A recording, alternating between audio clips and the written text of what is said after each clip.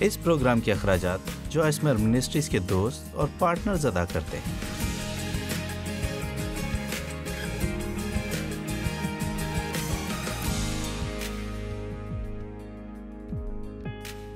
آج میں آپ سے بونے والے کی تمثیل کے متعلق بات کرنا چاہتی ہوں، جو کہ خدا کے کلام کی بہت اہم بات ہے، کیونکہ بائبل کے مطابق یہ تمثیل 4 مختلف قسم کی زمین کے متعلق ہے، لیکن در حقیقت یہ دل کی 4 مختلف اقسام کی حالتوں کو پیش کر رہی ہے، اور یہ کہ خدا کے کلام کو مختلف قسم کے دل رکھنے والے لوگ کس طرح سنتے ہیں یا نہیں سنتے ہیں۔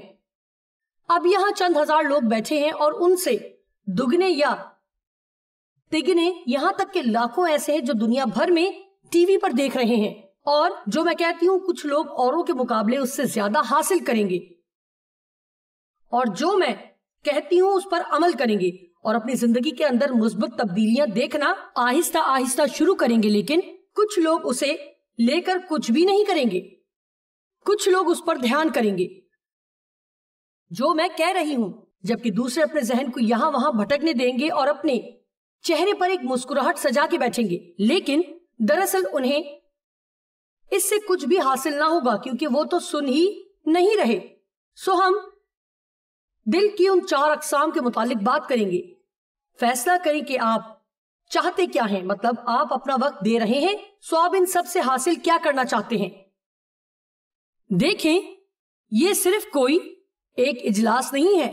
مجھے کوئی شوق نہیں ہے کہ دنیا بھر میں بھاگتی اور جلسے کرتی پھروں، مطلب میں یہ کر رہی ہوں تو اس لیے کہ میں جانتی ہوں خدا نے میری زندگی میں کیا کیا ہے اور وہ کیا کر سکتا ہے اور کیا کرنا چاہتا ہے اور آپ کی زندگیوں میں کیا کر رہا ہے۔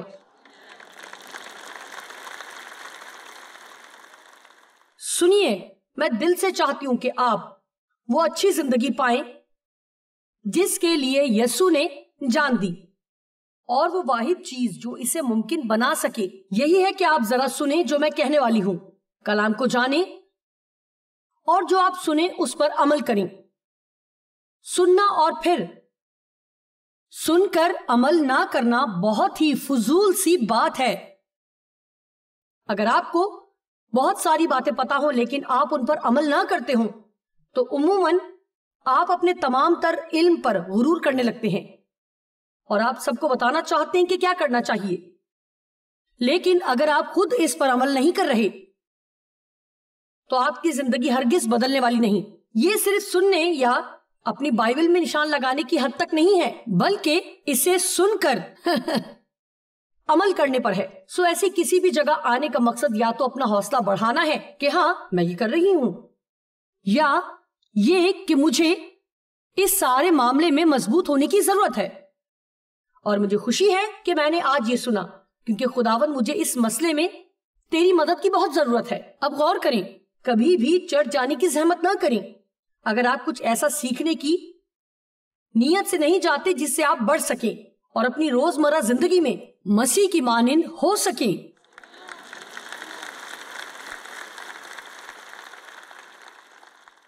مطلب کہ کچھ لوگ ایسے بھی ہوتے ہیں کہ میں تو ہر اتوار چڑھ جاتی ہوں۔ اچھا، تمہارے لیے اچھا ہے۔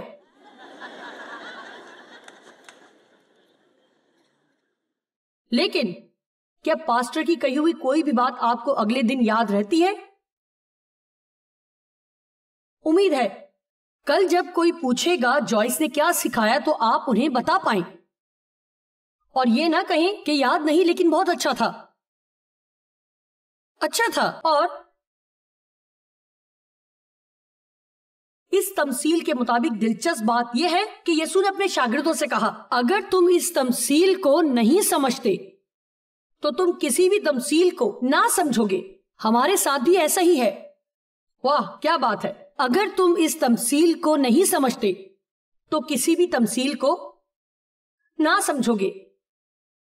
اور پھر وہ مرکز 4:24 میں بھی کہتا ہے، اور یہ سننے کے لحاظ سے بڑی اہم بات ہے، جس پیمانہ سے یعنی سوچ اور فکر سے تم اس سچ کو جسے سنتے ہو ناپتے ہو، اسی خوبی اور علم کے پیمانہ سے تمہارے واسطے ناپا جائے گا۔ میں اسے دہرانا چاہتی ہوں، جس پیمانہ یعنی سوچ اور فکر سے تم اس سچ کو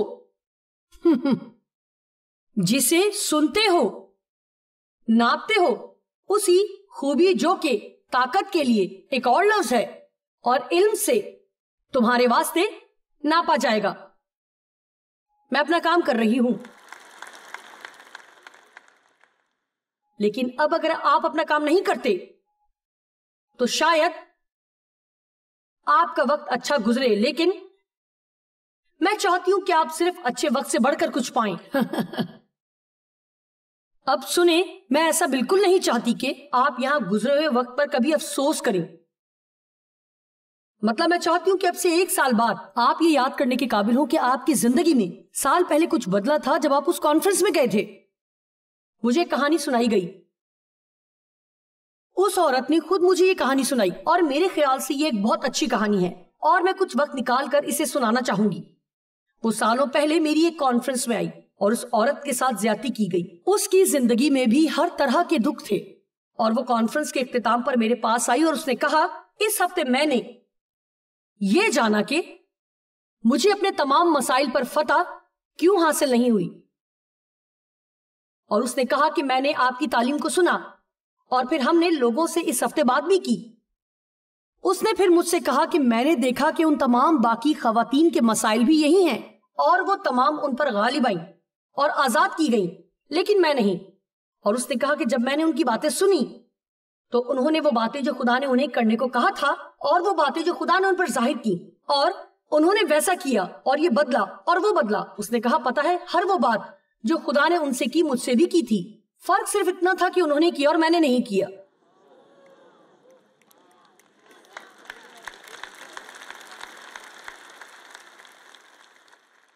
मेरे बड़े बेटे ने एक बार मुझसे कहा, वो जो हैंड ऑफ होप का सरबराह है, उसने कहा, मैंने देखा है कि जब भी आप और डैड किसी बात में मेरी इस्लाह करने के लिए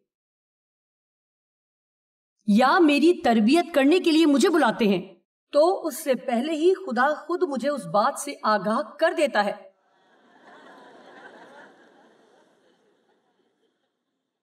एक से ज्यादा मर्तबा। लेकिन जब मैं उसकी बात नहीं सुनता तो फिर उसे आपके जरिए मुझसे बोलना पड़ता है, जो कि ज्यादा मुश्किल मरहला है। खुदा हमसे बात कर रहा है और हर लम्हा हमें बातों से आगाह कर रहा है। और आज हम इस कॉन्फ्रेंस में बड़े बड़े अहद करने की बात कर रहे हैं। सो हम सब का एक मकसद ये अहद करना भी हो कि हम सुनेंगे कि खुदा क्या कहता है। जी हाँ, खुदा आपको वो बातें बताना चाहता है जो आपको मुश्किलात से दूर रखेंगी, और वो अपने जहन को बदलने वाला नहीं।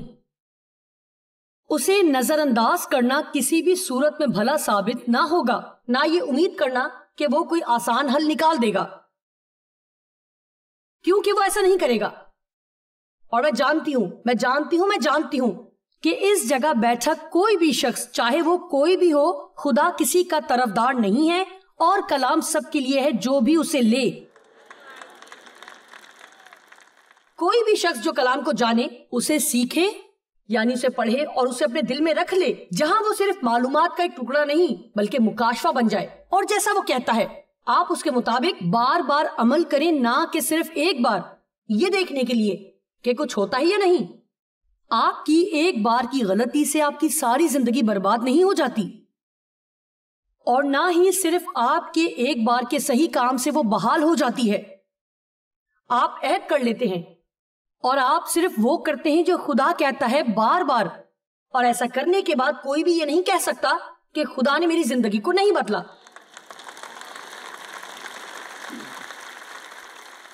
तो शायद मैं आज आप लोगों पर एक छोटी सी जिम्मेदारी डाल रही हूं, ये कहने की कि आपकी फतह का इन्हिसार हम में से किसी पर नहीं जो कलाम को आप तक लाने के लिए मेहनत और मुताला करते हैं, बल्कि उस पर कि आप क्या करते हैं, आप क्या सुनते हैं। आमीन। ठीक है, बोने वाली की तमसील। मरकज 4:1 से 9। वो फिर झील के किनारे तालीम देने लगा और उसके पास ऐसी बड़ी भीड़ जमा हो गई कि वो झील में एक कश्ती में जा बैठा, और सारी भीड़ खुश्की पर झील के किनारे रही, और वो उनको तमसीलों में बहुत सी बातें सिखाने लगा। اب تمثیل کا مطلب ہے ایسی کہانی جس سے آپ کوئی روحانی سچائی سیکھیں. اور اپنی تعلیم میں ان سے کہا سنو. اور مجھے اچھا لگا کہ اس نے ایسے شروع کیا, سنو بلند آواز میں. دیکھو ایک بونے والا بیج بونے نکلا, اور بوتے وقت یوں ہوا کہ کچھ راہ کے کنارے گرا اور پرندوں نے آ کر اسے چگ لیا, اور کچھ پتھریلی زمین پر گرا جہاں اسے بہت مٹی نہ ملی, اور گہری مٹی نہ ملنے کے سبب سے جلد اگایا, اور جب سورج نکلا تو جل گیا اور جڑ نہ ہونے کے سبب سے سوکھ گیا. اور کچھ جھاڑیوں میں گرا اور جھاڑیوں نے بڑھ کر اسے دبا لیا اور وہ پھل نہ لایا. اور کچھ اچھی زمین پر گرا اور وہ اگا اور بڑھ کر پھلا, اور کوئی 30 گنا, کوئی 60 گنا اور کوئی 100 گنا پھل لایا. پھر یسوع نے کہا جس کے سننے کے کان ہو وہ سن لے. کچھ چھوٹی چھوٹی باتیں جو وہ بیچ میں کرتا ہے بڑی دلچسپ ہیں, جن پر شاید کبھی ہم نے زیادہ غور و فکر نہیں کیا. اب دیکھیں کہ وہ کیا کہتا ہے, جس کے سننے کے کان ہو وہ سن لے. یہاں دراصل وہ کہہ رہا ہے اچھا اب میں کچھ ایسا کہہ رہا ہوں جو سب کے لیے ہے. آغاز وہ یہ کہنے سے کرتا ہے کہ سنو. اور پھر وہ کہہ رہا ہے جس کے سننے کے کان ہو. اس سے مراد فرما برداری کے کان. بائبل میں ایک اور جگہ لکھا ہے ایسے کان جو مختون ہیں. آپ جانتے ہیں کہ میں ایک بات کر سکتی ہوں اور مختلف لوگ اسے مختلف طرح سن سکتے ہیں جس کا تعلق ان کے دل سے ہے, اور کچھ لوگ تو بالکل سنیں گے ہی نہیں. یہ کچھ ایسا ہے جسے وہ پسند نہیں کرتے, سو وہ اسے کوڑا کرکٹ سمجھ کر پھینک دیتے ہیں اس سے پہلے کہ وہ کوئی کام کر پائیں. آج ہماری دنیا میں سپر مارکیٹس ہیں اور کھیتی باڑی مشینوں کے ذریعے کی جاتی ہے, تو اس طرح کی تمثیل ہمارے لیے سمجھنا ذرا تھوڑا مشکل ہے, کیونکہ یسوع نے وہ مثالیں استعمال کی جو کہ اس زمانہ کی تہذیب سے تعلق رکھتی تھی. یہ تمثیل یسوع کے زمانے میں کی جانے والی کھیتی باڑی سے لی گئی ہے, اور سننے والوں نے فوراً اس منظر کو پہچان لیا ہوگا اور اس پیغام کو سمجھ لیا ہوگا جو یسوع سب تک پہنچا رہا تھا. اس وقت ہر آدمی کھیتی باڑی کر کے ہی گزر بسر کرتا تھا, سوائے ان کے جو بہت زیادہ امیر تھے. میری دادی کا ایک باغیچہ تھا اور میں اکثر اس میں جایا کرتی, سو مجھے کھیتی باڑی کے بارے میں تھوڑا بہت علم ہے. میں کسان تو نہیں ہوں لیکن تھوڑا بہت جانتی ہوں. آپ میں سے کچھ لوگوں نے باغیچے لگا رکھے ہیں, اگر نہیں تو کم از کم سبزیاں یا پھول تو لگائے ہی ہوں گے. سو ہم جانتے ہیں تب تک کسی بھی قسم کی کٹائی ممکن نہیں کہ جب تک کہ بیج بویا نہ گیا ہو. آمین. جب تک زمین قائم رہے گی بیج کا بویا جانا اور فصل کی کٹائی ہوتی رہے گی. آپ زمین میں بیج بوتے ہیں, اسے وقت لگتا ہے, اور آخر کار کٹائی کا وقت آ جاتا ہے. یہ بونے والا جو بو رہا ہے پاک روح ہے. اب آج وہ آپ سب کے لیے میرے منہ کو استعمال کر رہا ہے, لیکن یہ دراصل پاک روح ہے جو خدا کے کلام کا بیج آپ کی زندگی میں بو رہا ہے. اگر آج آپ اسے سنتے اور اس پر غور کرتے ہیں تو آپ واقعی کسی بات کو مضبوطی سے تھام لیتے ہیں. میں یہ سمجھتی ہوں کہ شاید آپ ہر ایک لفظ کو جو میں کہتی ہوں یاد نہیں رکھ سکتے, لیکن ہم نے آج اسے بہت آسان کر دیا ہے. لوگوں کو آج اپنی بائبل دیکھنے کی بھی ضرورت نہیں, ہر چیز ان کے لیے یہاں اسکرین پر ہے. اور کبھی کبھی میں سوچتی ہوں کہ ہم نے لوگوں پر کوئی ایسی بڑی مہربانی نہیں کی. آج زندگی کی ہر چیز بہت آسان ہو چکی ہے. کاش آپ دیکھ پاتے کہ مجھے ایک پیغام کی تیاری کے لیے کیا کچھ کرنا پڑتا تھا. اب آپ کو بس اپنا کمپیوٹر نکالنا ہے اور آپ چٹکی بجاتے ہی کچھ بھی ڈھونڈ سکتے ہیں. میں نے ایک کتاب میں ایک بات پڑھی جو مجھے بہت پسند آئی. ہر ایک شخص جتنا چاہے خدا کے نزدیک ہو سکتا ہے. اس کا تمام دار و مدار اس بات پر ہے کہ وہ اس کے لیے کتنا وقت دینے کے لیے تیار ہے. ایسا نہیں ہے کہ خدا بس تھوڑے سے لوگوں کو جو خاص ہوں اپنے نزدیک ہونے کے لیے چنتا ہے اور باقیوں کو یہ موقع نہیں ملتا. ہم سب کے پاس زندگی میں یہ آزادی ہے کہ ہم اپنے وقت کے ساتھ کیا کرتے ہیں. اور اس تمثیل میں ایسا کچھ نہیں کہا گیا کہ چونکہ کچھ لوگوں کو اچھے معیار کا بیج ملا سو ان کے لیے اچھا ہوا, اور کچھ لوگوں کے لیے اس لیے اچھا نہ ہو سکا کہ ان کو معیاری بیج نہ مل سکا. جو بیج میں آج بونے جا رہی ہوں وہ کامل ہے. یہ ایک صحت مند بیج ہے, یہ بہت ہی عمدہ بیج ہے. سو بیج کے اندر کوئی خرابی نہیں. اگر آپ اس سے کچھ حاصل نہ کر سکے تو اس کی وجہ بیج نہیں وجہ آپ کے دل کی حالت ہے. اور یہ کہ آپ کس طرح سنتے ہیں. 4 قسم کی زمین، 4 قسم کے دل. اب اگر غور کریں، پہلی زمین سخت تھی، اتنی سخت کہ جب بونے والا، یہاں دراصل ایسا لگ رہا ہے کہ جیسے اس کے گلے میں ایک جھولی بندھی ہے جو بیج سے بھری ہوئی ہے اور وہ بس پھینکتا چلا جا رہا ہے. اور یہ بالکل ایسا ہے جیسا کہ آج میں کر رہی ہوں. اور یہ سوچنا بڑا سنسنی خیز ہے کہ ہم اوہایو میں ہیں، ایک کمرے میں چند ہزار لوگوں کے ساتھ، لیکن یہ پیغام ریکارڈ ہو کر پوری دنیا میں تقریباً 100 مختلف زبانوں میں پہنچے گا. سو آج ہم بو رہے ہیں، بیج کو وہاں پھینک رہے ہیں. لیکن آپ جانتے ہیں کچھ لوگ اسے ٹیلی ویژن پر دیکھیں گے اور کہیں گے بائبل کی اپنی ہی تفسیر کرنے والوں میں سے ایک اور آ گیا، اور صرف اس لیے کہ ان کے دل کے ساتھ کچھ مسئلہ ہے. ان کا مزاج بگڑا رہتا ہے. کچھ لوگوں کا مزاج مجھ جیسے لوگوں پر بگڑا رہتا ہے اور پھر ان کو پتہ بھی نہیں ہوتا کہ یہ مزاج کیوں کر بگڑا ہوا ہے. یہ کمال ہے کہ ہم کچھ باتوں پہ یقین بھی کرتے ہیں اور جانتے بھی نہیں کہ ایسا کیوں کر رہے ہیں. اور کسی نے مجھ سے ایک دفعہ کہا تھا، سو ہم نے کہا ٹھیک ہے، کچھ خشک اور پتھریلی زمین میں گرا، کچھ خاردار کانٹوں میں اور کچھ اچھی زمین میں گرا. اس نے اس وقت بھیڑ کے سامنے کوئی مزید وضاحت پیش نہ کی، لیکن بعد ازاں یسوع اپنے شاگردوں کو الگ لے کر گیا اور ان سے کہا، اگر تم اس تمثیل کو نہیں سمجھتے تو پھر تم کسی بھی تمثیل کو نہ سمجھو گے. سچ کہوں تو میں نے اس پر کبھی اتنا غور نہیں کیا تھا جتنا کہ اس وقت جب میں اس کی تیاری کر رہی تھی، اور میں نے سوچا کہ یہ تو سب کے لیے بڑی اہم بات ہے کہ وہ کہہ رہا ہے، دیکھو اگر تم اسے نہیں سمجھے تو میری کسی بھی تمثیل کو نہ سمجھو گے. سو اب میں اسے آسان کرنے کی کوشش کرتی ہوں. سب سے پہلے تو لوگوں کو یہ سمجھ نہیں تھی کہ یسوع کس لیے آیا. انہوں نے نہ سمجھا کہ وہ انقلاب برپا کرنے آیا ہے، اور انقلاب کا مطلب ہے کہ حالات کے رخ کا پوری طرح بدل جانا. کوئی آتا ہے اور ایسے کام کرنا شروع کرتا ہے جنہیں پہلے کسی نے نہیں دیکھا، اور اس سے بڑی تبدیلیاں واقع ہونے والی ہیں.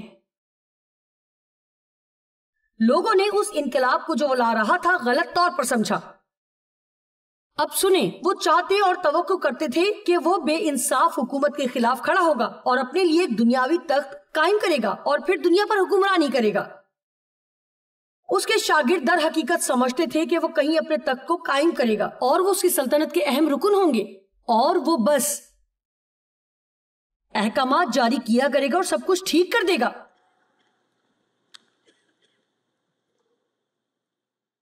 یسوع نے اپنے پیغام کے آغاز سے ہی اعلان کر دیا تھا، یعنی اپنی خدمت کے آغاز سے ہی کہا کہ خدا کی بادشاہی آ چکی ہے. گو وہ ایک انتہائی الگ طرح کی بادشاہی کو متعارف کروا رہا تھا، اور یہ وہ بادشاہی ہے جس میں آج ہم ہیں، اس دنیا کے بیچ جس میں ہم جیتے ہیں، جو ایک طرح کی بادشاہی ہے. ہم جو سب یسوع کے ماننے والے ہیں، ہم ایک اور بادشاہی میں رہتے ہیں جو کہ ایک پوشیدہ بادشاہی ہے جسے کوئی اس وقت تک سمجھ نہیں سکتا جب تک کہ وہ ایمان نہ لائے. ہم سمجھتے ہیں لیکن دنیا نہیں سمجھتی. آمین. میں نے 1-2 کانفرنس سے پہلے پیغامات کی ایک پوری سیریز کی تھی یہی پوشیدہ بادشاہی کے متعلق جس میں ہم جی رہے ہیں. میں اسے منفرد بادشاہی کہتی ہوں کیونکہ یہ دنیا سے مختلف ہے. اگر آپ کو زیادہ چاہیے تو آپ کو اس میں کچھ دینا ہوگا جو آپ کے پاس ہے. اگر اول ہونا چاہتے ہیں تو آخر ہو جائیں. اگر کوئی آپ سے فائدہ اٹھائے اور آپ کے ساتھ ناگوار سلوک کرے تو آپ کو اپنی زندگی اس سے نفرت کر کے ضائع نہیں کرنی بلکہ انہیں معاف کرنا ہے. جی ہاں، آپ کو اس سے ذرا بڑھ کر جوش دکھانا ہے. آپ جانتے ہیں کہ وہ لوگ جو نجات یافتہ نہیں، نفرت کے علاوہ کچھ نہیں کر سکتے اور بدلہ لینا چاہتے ہیں اور کڑواہٹ سے بھرے رہنا چاہتے ہیں، اور یہ ان کی زندگی کو نگل لیتا ہے اور وہ خود کو تباہ ہونے دیتے ہیں. لیکن ہمارے پاس ایک اور راستہ ہے. خدا ہمیں طاقت دیتا ہے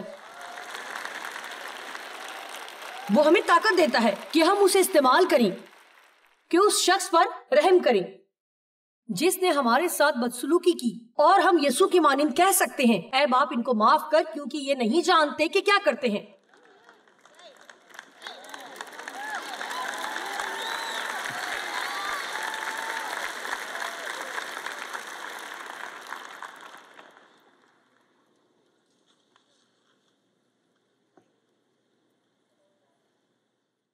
وہ چاہتا تھا کہ وہ بہترین زندگی پائیں جس کا تصور اس بادشاہی میں کیا جا سکتا ہے۔ وہ ساری بادشاہی، پوشیدہ بادشاہی جس کی بنیاد ایک ہی بات پر ہے، سننا، سمجھنا اور سمجھنے کے بعد خدا کے کلام پر عمل کرنا۔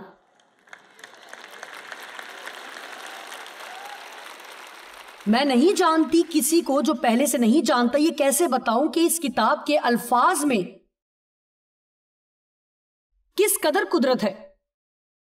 مطلب کہ مائک آج چند ایک گواہیاں مجھے بتا رہے تھے جو کہ چند خوبصورت آمش خواتین کی ہیں جو آج یہاں ہیں، اور ان میں سے ایک نے کہا کہ اس کے ساتھ ویسی ہی زیادتی ہوئی جیسے میرے ساتھ ہوئی تھی، اور وہ مدد کی تلاش میں تھی، اور وہ ایک پبلک لائبریری میں گئی اور اسے میری چند کتابیں ملی۔ میرے خیال سے ذہن کا میدان جنگ تھی، اور اس کی زندگی مکمل طور پر بدل گئی، اور وہ کلام سے لوگوں کو سکھاتی ہے۔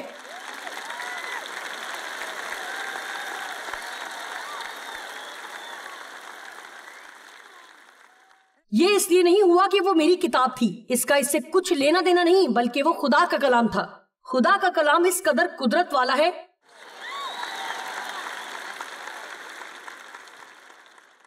اس لیے آپ آتے ہیں اور ذرا ٹھنڈ والی جگہ پر بھی بیٹھ جاتے ہیں، جیسا کہ آج۔ خدا کے کلام میں قدرت ہے۔ آپ جب خدا کا کلام سنتے ہیں تو وہ صرف عام الفاظ نہیں ہیں، وہ قدرت کے تیروں کی مانند ہے۔ لیکن اب سنیں، خدا کا کلام کھانے کی طرح ہے۔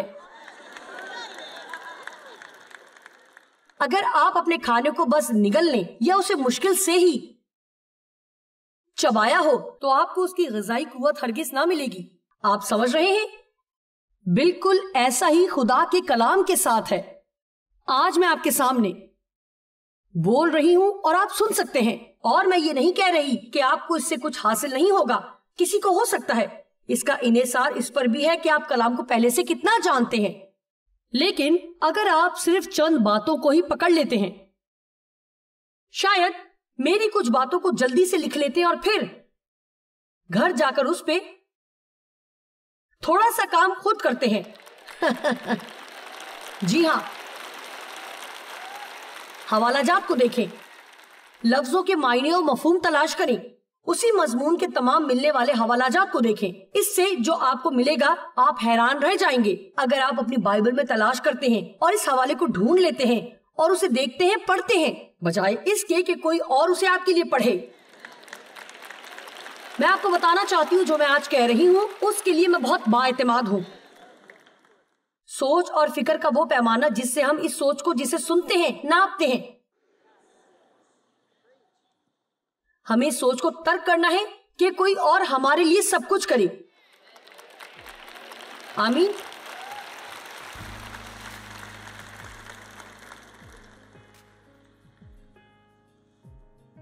یسوع انقلاب برپا کرنے آیا تھا، لیکن وہ اس سے فرق تھا جو وہ چاہتے تھے۔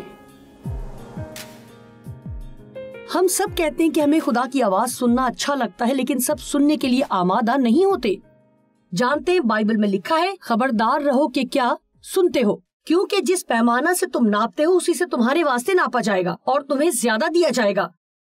آج کی تعلیم بونے والی کی تمثیل سے لی گئی ہے، اور یہ بہت اہم تمثیل ہے، اور میں آپ کی بہت حوصلہ افزائی کرنا چاہتی ہوں کہ آپ کلام کا مطالعہ کرنا شروع کریں، ہر روز اپنا وقت اسے دے کر۔